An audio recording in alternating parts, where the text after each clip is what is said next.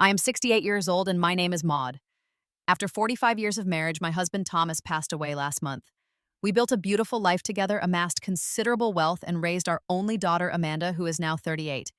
I thought I knew her heart, but when Thomas died, everything changed.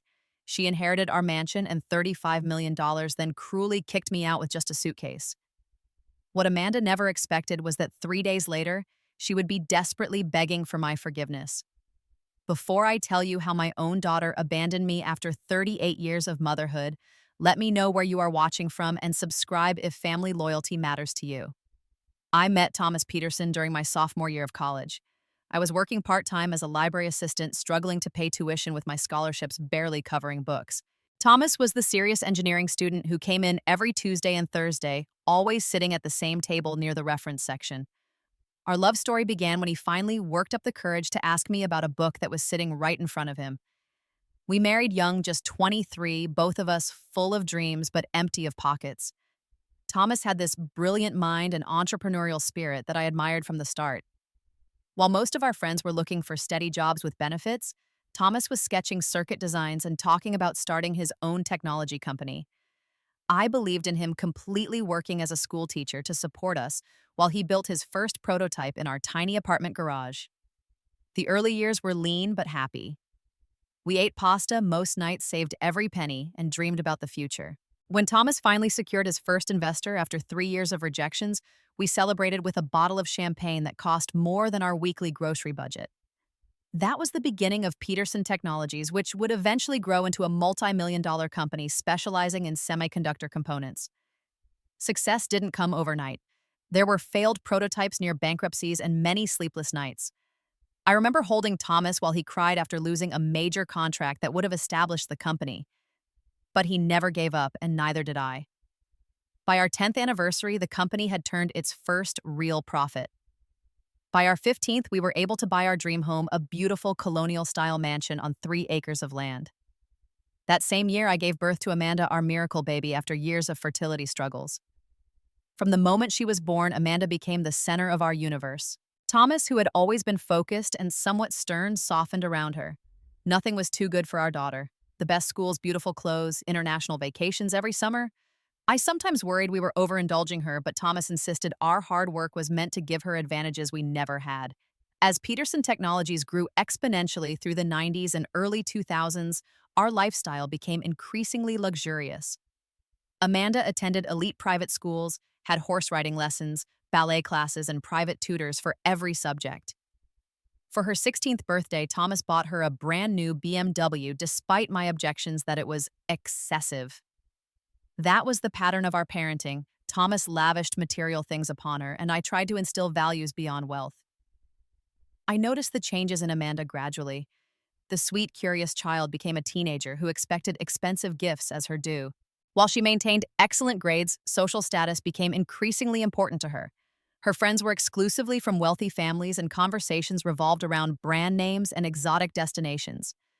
I tried talking to Thomas about setting more boundaries, but he always said, "I want her to have everything we didn't." When Amanda left for Stanford, I hoped exposure to different perspectives would broaden her worldview. Instead, she double majored in finance and business, determined to maximize her future earning potential. After graduation, she joined an investment firm in Manhattan, quickly rising through the ranks with the same determination her father had shown in building his company. I was proud of her professional success, but increasingly concerned about her values. Amanda married briefly in her early 30s to James, an investment banker who seemed more interested in our family connections than in my daughter. The marriage lasted just 3 years before ending in an acrimonious divorce that left Amanda even more cynical and materialistic.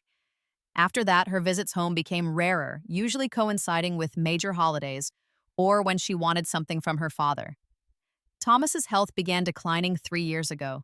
What started as just feeling tired was eventually diagnosed as a rare form of lymphoma. The prognosis was never good, but Thomas fought with everything he had. I stepped back from my volunteer work and community activities to become his full-time caregiver. The last year was particularly brutal, with frequent hospitalizations and experimental treatments that left him weakened, but still fighting. During this time, Amanda's visits increased slightly, but they were brief and often tense. She seemed uncomfortable with her father's illness, unable to face his mortality. While I was changing bed sheets, administering medications, and holding Thomas through nights of pain, Amanda would come for precisely 2 hours every other Sunday, bringing expensive juices he couldn't drink and books he was too tired to read. In his final months, Thomas began having private meetings with Jackson Franklin, his attorney and longtime friend. They would shut the door to Thomas's study, emerging hours later with somber expressions. When I asked what they were discussing, Thomas would just squeeze my hand and say, "Making sure everything is taken care of, my love."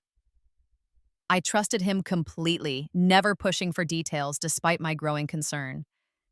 2 weeks before he passed, during a rare moment of strength, Thomas held my hands and looked me in the eyes. "Maud," he said, "I need you to promise me something. No matter what happens after I'm gone, remember that I've always tried to do what's best for both you and Amanda." I promised, not understanding the weight those words would soon carry. The funeral was elegant and well-attended, befitting a man of Thomas's stature in the business community. Amanda stood beside me, dry-eyed and distracted, checking her phone during the eulogy. Several times I noticed her in hushed conversations with Jackson, their eyes occasionally darting toward me. My grief was too overwhelming to question these interactions at the time. Thomas's sister, Patricia, approached me at the reception, squeezing my arm as she whispered, "Be careful, Maud. Amanda's been asking strange questions about the will." I dismissed her concerns as misplaced. Despite Amanda's flaws, she was my daughter. Surely the values I had worked so hard to instill hadn't completely disappeared. How terribly wrong I was. The will reading was scheduled for exactly 1 week after the funeral, as per Thomas's instructions. Jackson Franklin's law office occupied the entire top floor of a downtown high-rise with sweeping views of the city Thomas had helped build with his business. The conference room felt cavernous that morning, with just Amanda Jackson, his paralegal, and myself seated around a massive mahogany table. I wore a simple black dress, still numb with grief and exhaustion after weeks of watching my husband slip away. Amanda, by contrast, wore a crisp navy business suit that probably cost more than most people's monthly rent.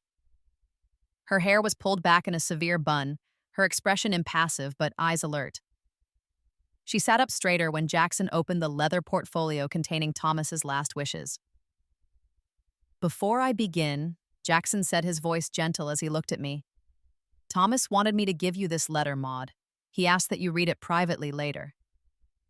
He handed me a sealed envelope with my name written in Thomas's distinctive handwriting. I clutched it tightly, feeling a fresh wave of loss wash over me. Jackson cleared his throat and began reading the formal, legal language of the will.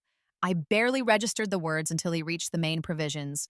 "To my beloved daughter, Amanda Peterson Hayes, I leave our family home at 247 Lakeside Drive and the sum of $35 million to be transferred immediately upon my death." The room seemed to spin slightly. While I had known Thomas was wealthy, I hadn't realized the extent of his fortune. I looked at Amanda, expecting to see surprise, but her expression remained unchanged, as if she'd expected exactly this amount. My attention returned to Jackson as he continued reading various smaller bequests to charities, longtime employees, and a few relatives. I waited for the provisions regarding me, but Jackson simply concluded with, "The remainder of my estate shall be distributed according to the terms of the Thomas Peterson Living Trust, details of which shall be disclosed separately to relevant parties." He closed the portfolio and looked at me with an unreadable expression. "Is that all?" I asked, confusion evident in my voice. "What about provisions for Maud?" Amanda interjected, her tone businesslike. Jackson hesitated before answering. "As I said, there are additional provisions in the trust documents that will be addressed separately." Amanda turned to me, her expression softening artificially. "Don't worry, Mom. Dad clearly wanted me to take care of you, and I will, of course." There was something in her tone that felt rehearsed, a hollowness behind the reassurance. As we left the office, I felt strangely untethered. Thomas had always handled our finances, but I had assumed he would leave me well provided for. Amanda was unusually silent during the elevator ride down, tapping rapidly on her phone. When we reached her car, she finally spoke. "I need to make some calls about the house. Investment matters, you understand." The drive home was tense with unspoken words. Amanda broke the silence only to ask pointed questions about various valuables in the house. The art collection in the main hall, those were purchased when And the antique furniture in the library, do you have provenance documentation? Each question felt like a small cut, as if she were already cataloging her inheritance while I sat beside her. When we arrived home, Amanda immediately went to Thomas's study, leaving me alone in the foyer of what was apparently no longer my home. I wandered to our bedroom, Thomas's absence still a physical ache. I placed his letter on the nightstand, not yet ready to read his final words to me. During dinner, which Amanda had ordered in rather than cooked, she finally revealed her true intentions. Mom, she began, setting down her fork with precision. I've been thinking about the house situation. It's really too big for just one person. It is. I agreed, thinking we would share the space. But it's filled with 45 years of memories. Amanda's expression hardened slightly. That's actually what I wanted to discuss. I'm planning to renovate extensively, modernize the whole place. My design team needs to get started right away. Renovate, I repeated, not comprehending. But this was your father's dream home. We designed every corner together. Dad's gone, Mom, she said bluntly. And frankly, the place is dated. I need to make it my own. Well, perhaps we could compromise on some areas. I suggested, my stomach tightening. Keep your father's study as it is, for instance. Amanda set down her water glass with deliberate care. I think you're misunderstanding me. I'll need you to find somewhere else to live, soon. The words hit me like a physical blow. Somewhere else, but this is my home. It's my home now. She corrected her voice, taking on the same tone she used with subordinates at work. Dad left it to me, not to us. I'm thinking it would be best if you were settled elsewhere within the week. A week? I whispered, food forgotten. Amanda, I've lived here for 30 years. Everything I have, everything your father and I built together is here. And I'll help you pack whatever personal items you want to take, she said, as if offering a generous concession. You can stay with Patricia until you find a suitable condo. Or assisted living, perhaps? At your age, it might be more practical. I felt tears welling in my eyes. I don't need assisted living. I'm perfectly capable of caring for myself. I just lost your father, and now you want me to lose my home too. Amanda's expression hardened further. This isn't about what I want, Mom. It's about what Dad decided. He left the house to me, not to you. There must have been a reason for that. The conversation escalated as I tried to reason with her, reminding her of all the years I had devoted to creating a loving home, not just a house. Amanda grew increasingly irritated with what she called my emotional manipulation. Finally, she stood, tossing her napkin onto the table. Look, I have a major client meeting tomorrow morning in the city. I don't have time for this drama. The situation is simple. The house is legally mine now. You need to find other arrangements. I cared for your father every day through his illness, I said, my voice breaking. I changed his bandages, held him through the night when he couldn't sleep from the pain. How can you do this to me? Amanda's next words cut deeper than any physical wound could have. She leaned forward, her voice cold and precise. Find somewhere else to die, Mother. You're useless to me now. I recoiled as if she had slapped me. In that moment, I didn't recognize the woman standing before me. This wasn't the little girl I had nursed through fevers, taught to read comforted after nightmares. This was a stranger wearing my daughter's face. Amanda, please, I whispered. I'm your mother. And now you're a mother who needs to pack, she replied, turning away. I've already contacted a real estate agent to help you find something appropriate. They'll call you tomorrow. She walked out of the dining room without a backward glance, leaving me alone with the ruins of both dinner and my understanding of our relationship. I sat there for hours, unable to move, trying to comprehend how the child I had raised could discard me so easily. Eventually, I made my way back to the bedroom I had shared with Thomas for decades, finally reaching for his letter with trembling hands. Whatever he had written, I desperately needed his guidance now. The next morning arrived with cruel brightness, sunlight streaming through the windows I had chosen with Thomas 30 years earlier. I had barely slept, my eyes swollen from crying, my mind racing with confusion and hurt. Amanda was already gone when I ventured downstairs, a note on the kitchen counter informing me that she expected significant progress on my packing by the time she returned. I moved through the house in a daze, touching familiar objects and surfaces as if to memorize them. In our bedroom closet, I found the suitcases we had used for our anniversary trip to Italy just 5 years ago, when Thomas was still healthy and our family seemed intact. With shaking hands, I began placing clothes inside each item, a memory I wasn't ready to process. By noon, my cell phone was ringing constantly with calls from friends wanting to check in after the funeral. I couldn't bring myself to tell them what was happening. How could I admit that my own daughter had essentially discarded me the moment her father's will was read? The shame was almost as overwhelming as the hurt.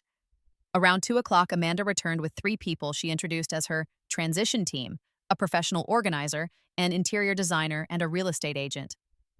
They moved through the house with clinical efficiency, the designer taking measurements and photographs, occasionally making dismissive comments about the outdated decor.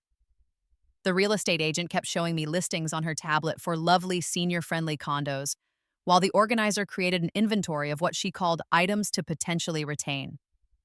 I sat on the edge of my bed watching these strangers evaluate my life's possessions as if they were merchandise in a store. Amanda supervised from the doorway, occasionally instructing them to add items to the donate list. When they reached the jewelry box containing my mother's pearls and the first anniversary gift Thomas had given me, I finally found my voice. "Those are coming with me," I said firmly, closing the box and holding it to my chest. The organizer looked to Amanda for confirmation, which only heightened my humiliation. My daughter nodded curtly. "Fine, personal jewelry is reasonable." She checked her watch impatiently. "Mom, this would go much faster if you'd just identify the few items you absolutely need. Everything else can be sorted and distributed later." "Distributed?" I repeated. "These are my things, Amanda. My life with your father. And as per the will, the household contents are now mine," she countered smoothly. "I'm letting you take personal effects, which is more than legally required." The real estate agent, looking increasingly uncomfortable, cleared her throat. "Ms. Peterson, I found several lovely options for your mother. Perhaps you'd both like to review them."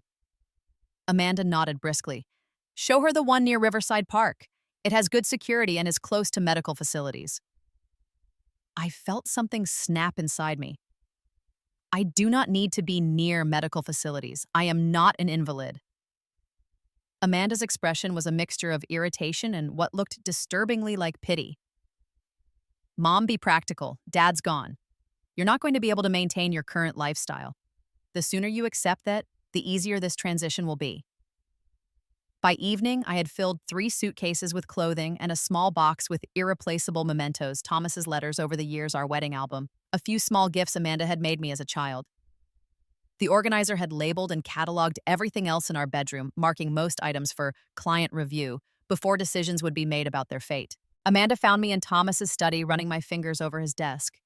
"You should take what you want from here," she said, her tone slightly less harsh than earlier. "I'm having it completely remodeled into a home gym starting Monday." The casual dismissal of this sacred space was the final straw. Thomas had built this desk himself during the early years of our marriage, had written his first business plan on its surface, had helped Amanda with her homework here. "How can you erase him so easily?" I whispered. She sighed, checking her phone. "I'm not erasing him, Mom. I'm moving forward like he would have wanted." "You should try it." That night, my last in my own home, I curled up on Thomas's side of the bed, breathing in the fading scent of him from his pillow. I still hadn't opened his letter, too afraid of what it might or might not say. If he had intentionally left me without provisions, had our entire marriage been something different than I'd believed? If he hadn't meant for this to happen, how had things gone so terribly wrong? Morning arrived with a firm knock on the bedroom door. Amanda stood there, already dressed in workout clothes, a small envelope in her hand. "The taxi will be here in an hour," she announced. "This should cover your immediate expenses until you're settled." She extended the envelope containing what I would later discover was a check for $5,000, a pittance compared to the fortune she had inherited. I looked at my daughter, really looked at her, searching for any sign of the child I had raised. "Amanda, please, can we talk about this? I don't understand why you're doing this." "There's nothing to discuss," she replied, glancing at her fitness watch. "Dad made his wishes clear. The house and his assets are mine now. I'm giving you time to adjust, but I need to move forward with my plans." Is this about money? I asked quietly.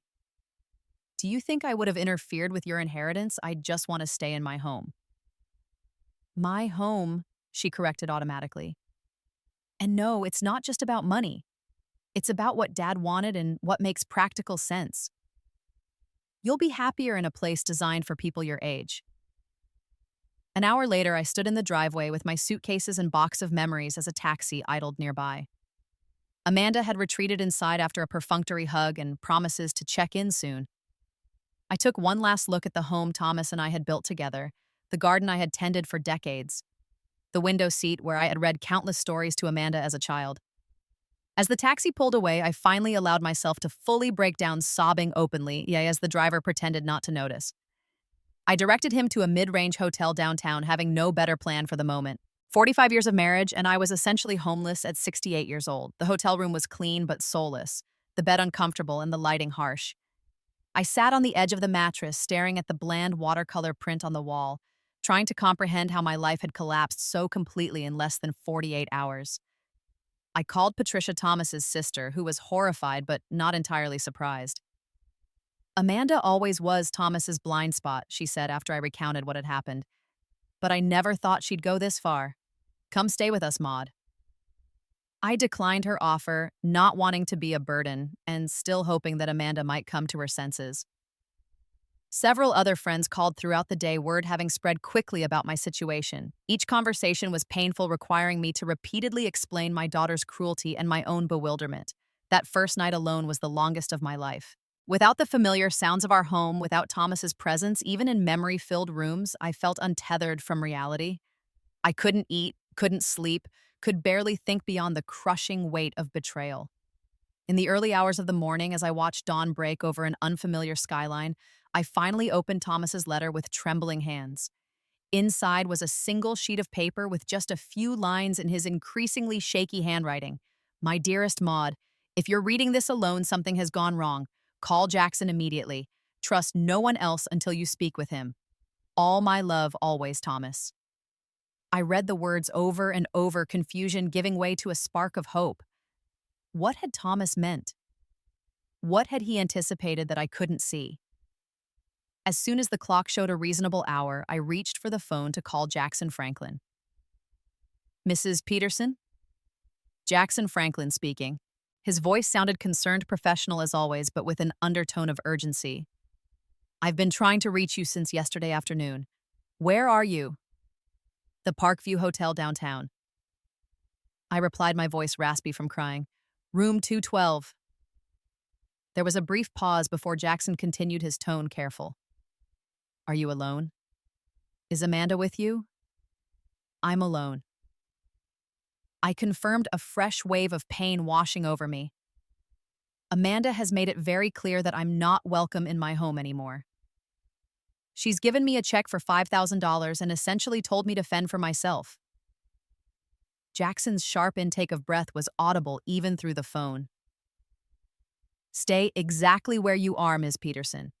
I'm coming to you immediately. Don't check out, don't call Amanda, don't speak to anyone else. I'll be there in 30 minutes. True to his word, precisely half an hour later, a knock came at my door. Jackson Franklin stood in the hallway, his usually impeccable appearance slightly disheveled, as if he had rushed out without his usual preparation. In one hand, he carried his worn leather briefcase, in the other, a cardboard tray with 2 coffee cups. Mrs. Peterson, he said, his expression grave as he took in my appearance. May I come in? I stepped aside, suddenly self-conscious about my rumpled clothes and tear-stained face. Jackson set the coffee on the small desk and turned to me with genuine concern. Please sit down. You look exhausted. I sank onto the edge of the bed while he took the room's only chair, passing me a coffee cup. Vanilla latte, extra hot, just how you like it, he said gently. Such a small kindness, remembering my coffee preference after all these years, nearly broke me again. Thank you for coming, Jackson. I don't understand what's happening. Thomas's letter said to contact you, that something had gone wrong. Jackson set his own coffee aside unopened. Mrs. Peterson, did you actually read the complete will? Not just hear it read, but read it yourself. I shook my head slowly. No, you read the key provisions in your office. Amanda inherited the house and $35 million. There were some smaller bequests to charities, and something about a trust, but you said those details would be disclosed separately. Jackson's expression shifted from concern to carefully controlled anger. I tried to give you the full document before you left the office, but Amanda intercepted it, saying she would make sure you received it. You never got it, did you? No, I whispered, a chill running down my spine. What didn't I see, Jackson? He opened his briefcase and removed a thick document bound in blue covers. This is the complete will and accompanying trust documents. Thomas was very specific about the conditions of Amanda's inheritance. My hands trembled as I accepted the document. Conditions? Amanda didn't mention any conditions? Jackson's voice took on a formal quality, as if he were back in his office. The $35 million in the house were indeed left to Amanda, but with very specific stipulations. The money is held in an irrevocable trust, with disbursements contingent upon Amanda providing you with lifelong care and housing. Specifically, you retain the right to live in the family home for the remainder of your life with Amanda as owner, but legally prohibited from selling, renovating, or significantly altering the property without your express written consent. I stared at him in disbelief. But she's already making renovation plans. She's hired designers, contractors. Without your consent, any such contracts are invalid under the terms of the will, Jackson said firmly. Furthermore, the $35 million is structured such that Amanda receives an initial distribution of only $500,000. The remaining funds are held in trust with quarterly distributions of $250,000 contingent upon trustee verification that she is fulfilling her obligations to you. My mind struggled to process this information. Who is the trustee? I am, Jackson replied simply. Thomas was very concerned about Amanda's values in recent years. He feared that without some mechanism to ensure your care, she might prioritize her own interests. It seems his concerns were well-founded. So she doesn't actually have access to the full inheritance? I asked, trying to understand. Jackson shook his head. Not unless she fulfills her obligations to you. The house is legally hers, but your right to occupy it supersedes her ownership in many ways. As for the money, she has access to the initial distribution only. The next quarterly payment would be denied if I determine she has violated the terms regarding your care. I sat back, stunned by this revelation. Did she know when we left your office? Did she understand these conditions? Jackson's expression darkened. I provided her with the complete documents immediately after the reading. She asked for privacy to review them, saying she would discuss the details with you herself. I had no reason to doubt her at the time. When you didn't contact me yesterday as Thomas had instructed in his letter, I began calling. Your phone went straight to voicemail. It died and I didn't have my charger. I explained absently, my thoughts racing. So Amanda knew about these conditions when she threw me out. It appears she was hoping you wouldn't discover them, Jackson said carefully. Perhaps she planned to establish you somewhere minimal and claim she was fulfilling her obligations. Without you seeing the actual documents, she might have gotten away with it temporarily. A strange laugh escaped me, half bitter and half relieved.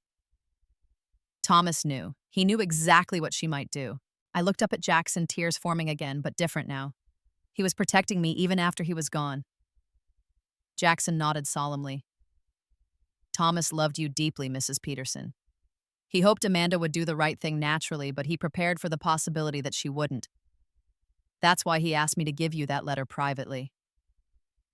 What happens now? I asked suddenly, feeling more centered than I had since Thomas's death. Jackson smiled slightly. That depends on you. Legally, you have several options. You can enforce the terms of the will requiring Amanda to allow you full access and residence in the home. You can negotiate an alternative arrangement with proper compensation. Or you can choose to let her face the consequences of her actions, which would mean she loses access to the bulk of the inheritance. I closed my eyes, picturing Thomas's face, imagining what he would advise in this moment. When I opened them again, Jackson was watching me patiently. I need time to think, I said finally, and I need to change hotels. Amanda knows I'm here. Of course, Jackson agreed. I took the liberty of reserving a suite at the Westbrook under my firm's name. No one will know you're there, and you'll be more comfortable while you decide how to proceed. As Jackson helped me gather my few belongings, my phone began ringing. Amanda's name flashed on the screen. I showed it to Jackson, who raised an eyebrow. It seems the bank may have notified her about the trust restrictions, he remarked. I wouldn't answer just yet. I silenced the phone as we left the room, noticing 6 missed calls already. Whatever crisis Amanda was experiencing would have to wait. For the first time since Thomas's death, I felt a small measure of control returning, along with something I hadn't expected: the bittersweet comfort of knowing my husband had seen our daughter clearly, even when I couldn't. By mid-afternoon, I was settled in a spacious suite at the Westbrook Hotel, a significant upgrade from my previous accommodations. Jackson had arranged everything, ensuring my privacy while I processed these revelations. My phone continued buzzing with increasingly frantic messages from Amanda, which I read but didn't respond to.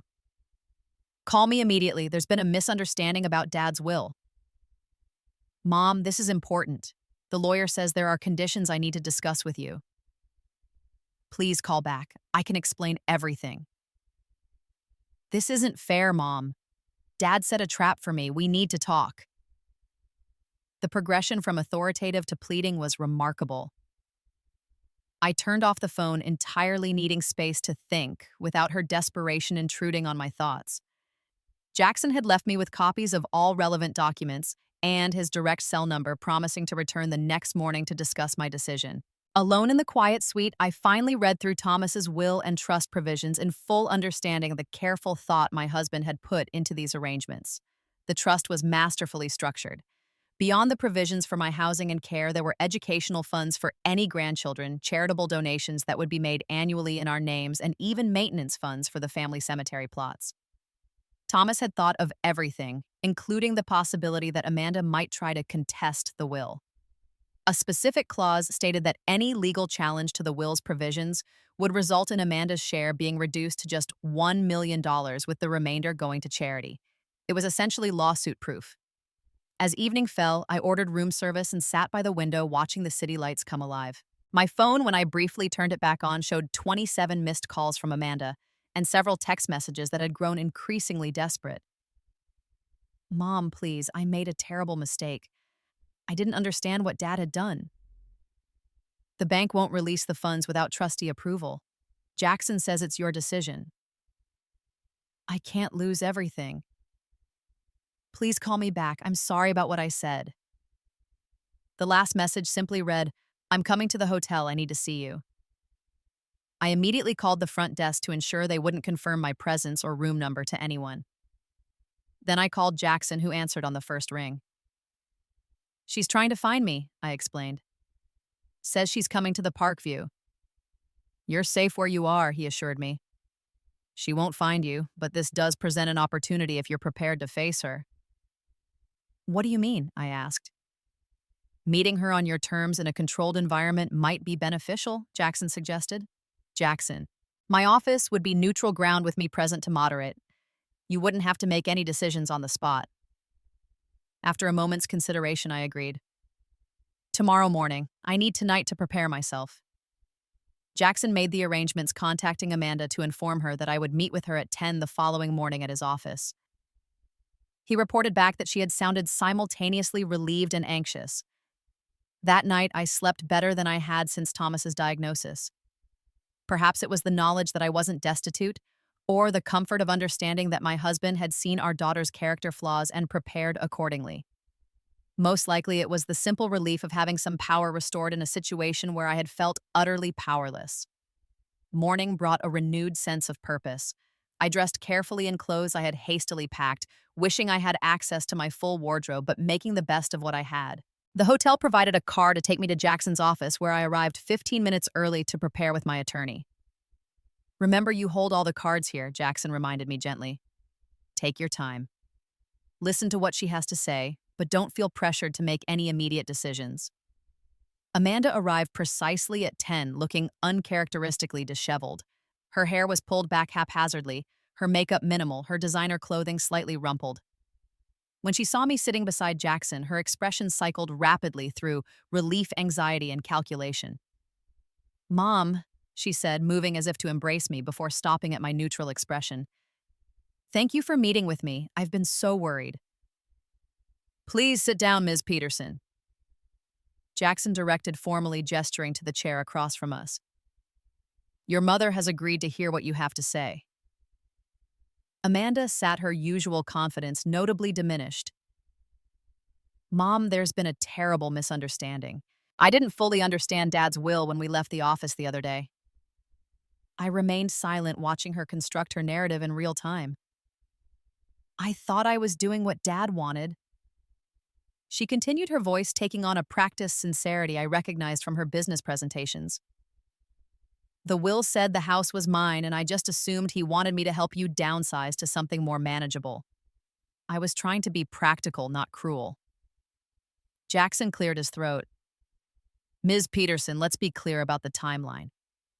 You received the complete will and trust documents immediately after the reading. You had full knowledge of the conditions attached to your inheritance before you asked your mother to leave the house. Amanda flushed slightly. I was overwhelmed with grief. I didn't read the documents carefully enough.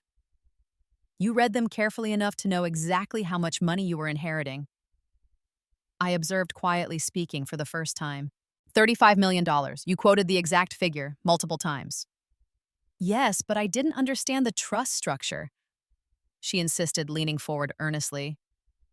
Mom, you know Dad always handled the finances. I was just trying to honor what I thought were his wishes.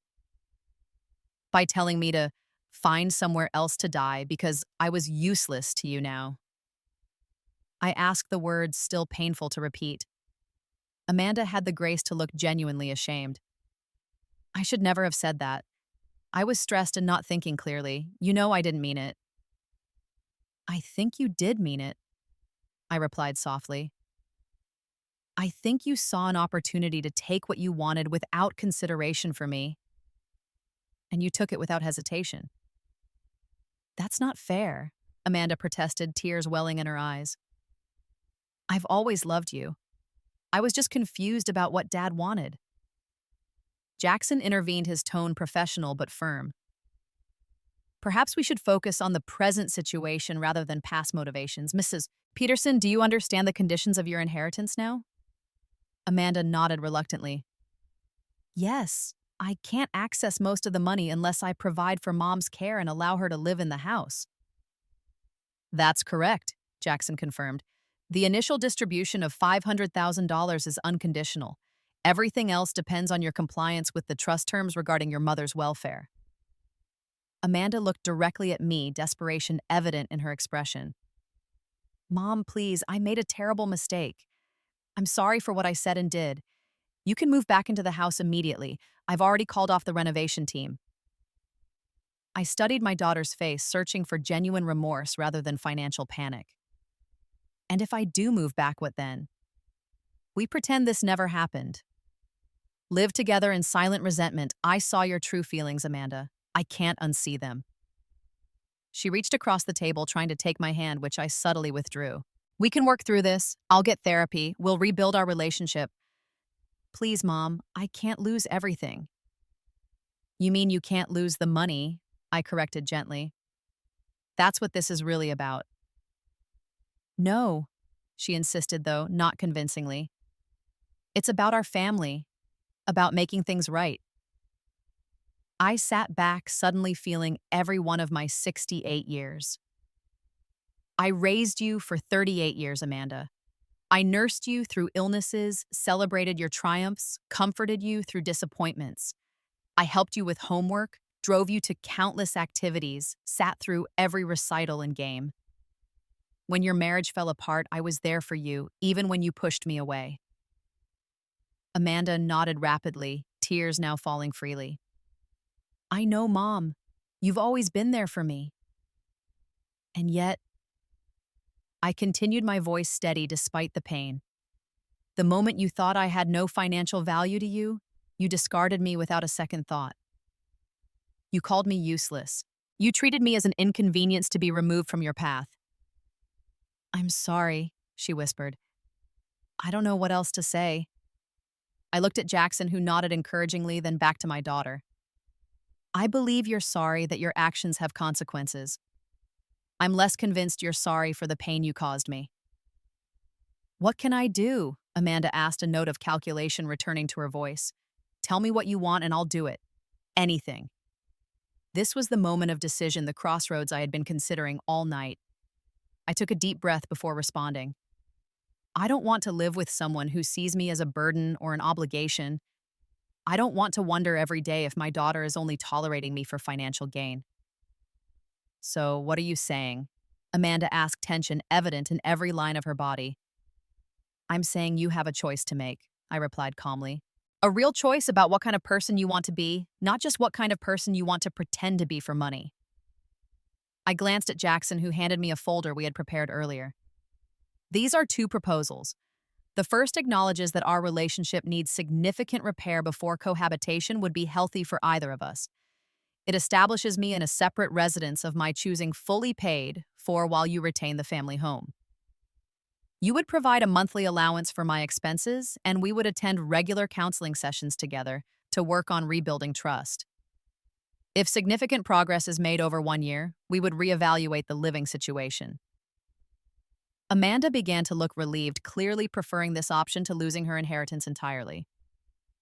The second proposal, I continued, recognizes that some damage can't be undone. It provides for a clean break between us.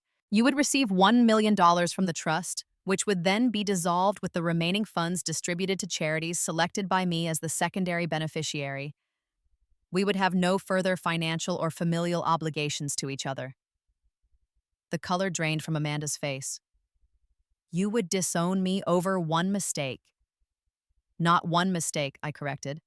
A revealing choice that showed your true character and values. Money isn't everything, Amanda. That's a lesson your father and I apparently failed to teach you effectively. This isn't fair, she protested, looking to Jackson as if he might intervene. Dad set this up to trap me. Your father set this up to protect your mother, Jackson replied evenly, and to give you an opportunity to demonstrate your character. The choice was always yours. So what now? Amanda asked, her voice smaller than I'd heard it since she was a child. Now you take these documents and consider your options carefully, I said, pushing the folder toward her. You have 3 days to decide what matters more to you, money or genuine relationship. I won't force you to care for me out of financial desperation. That would be hollow for both of us. Amanda stared at the folder as if it might bite her. 3 days isn't much time. It's enough, I replied, standing to signal the end of our meeting. Sometimes the most important choices are the clearest ones. As I left Jackson's office, I felt neither triumph nor vindication, only a profound sadness for what had been lost and the uncertain path ahead. Whatever Amanda chose would reveal the true extent of the damage to our relationship and whether anything valuable remained to be salvaged. 3 days can feel like an eternity when you're waiting for a life-altering decision. I used the time to begin rebuilding my sense of independence, something I had gradually surrendered during Thomas's illness. With Jackson's help, I found a lovely 2-bedroom apartment in a secure building downtown. It was smaller than the family home, but beautifully appointed with large windows overlooking a park and enough space for the personal items I most treasured. I shopped for new clothes to replace what I had left behind, chose simple furniture that reflected my own taste, rather than the grander style Thomas had preferred, and even reached out to old friends I had lost touch with during the caregiving years. Each small decision felt like reclaiming a piece of myself that had been subsumed by decades of compromise and accommodation. Patricia visited the new apartment, bringing photos and mementos she had saved over the years. It suits you, she observed, looking around the bright space. Thomas would approve of you taking care of yourself this way. I think he would. I agreed, arranging a family photo on a new bookshelf. He always said I was too accommodating for my own good. Have you heard from Amanda? Patricia asked carefully. I shook my head. Not since the meeting at Jackson's office. She has until tomorrow to make her decision. What do you think she'll choose? Patricia's concern was evident. I honestly don't know, I admitted. The Amanda I thought I knew would choose family over money. The Amanda I saw at the will reading would choose money without hesitation. I'm not sure which version is the real one anymore. The third day dawned clear and crisp, a beautiful autumn morning that belied the emotional storm I was weathering. Jackson had arranged for Amanda to deliver her decision to his office at 2 o'clock, giving me the morning to prepare myself for either outcome. I dressed carefully, wanting to project strength, regardless of what came next. At 1:30, as I was preparing to leave for Jackson's office, my doorbell rang unexpectedly. Through the security system, I saw Amanda standing in the hallway alone and carrying a small gift bag. After a moment's hesitation, I buzzed her in. She looked different than she had at our last meeting, less polished but somehow more present. Her expression as I opened the door was one I hadn't seen in years, a vulnerability reminiscent of the child who had come to me after making a mistake, genuinely sorry rather than just sorry she'd been caught. "Mom," she said softly, "I hope it's okay that I came here instead of meeting at the lawyer's office. I wanted to talk to you directly without intermediaries." I gestured for her to enter, maintaining some emotional distance despite the flutter of hope her demeanor inspired. "How did you know where to find me?"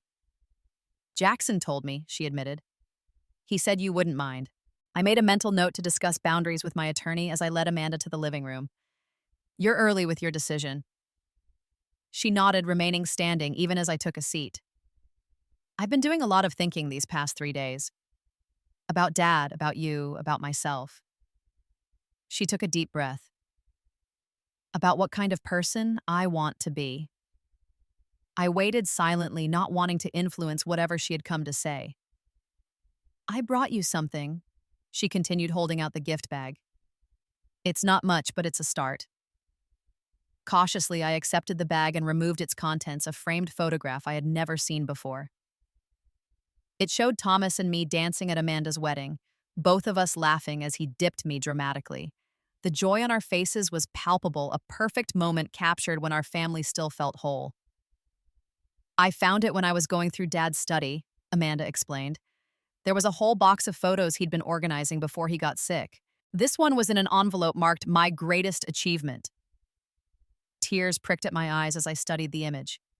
"He always said marrying me was the smartest thing he ever did." "It was," Amanda agreed quietly. "And the stupidest thing I ever did was forgetting that." She finally sat down, perching on the edge of the sofa across from me. "I've made my decision, Mom.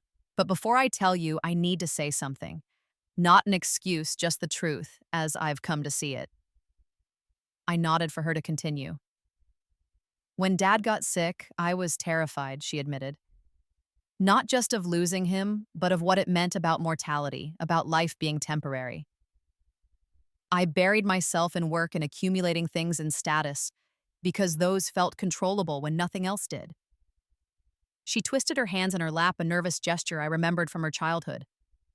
"When he died, that fear exploded into something ugly. I convinced myself that if I could just secure enough money, enough property, enough status symbols, I could somehow outrun the emptiness I was feeling. And I was in the way of that," I observed softly. Amanda nodded, genuine shame in her expression. "You were a reminder of everything I was trying to avoid: grief, vulnerability, the reality that love means eventual loss. So I pushed you away in the cruelest possible manner, telling myself it was just business, just practical." She looked up, meeting my eyes directly. "I was wrong, Mom.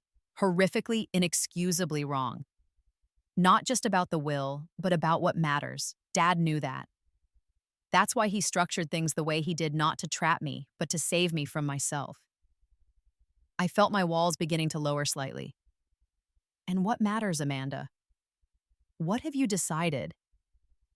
She reached into her purse and pulled out the folder I had given her, now filled with signed documents.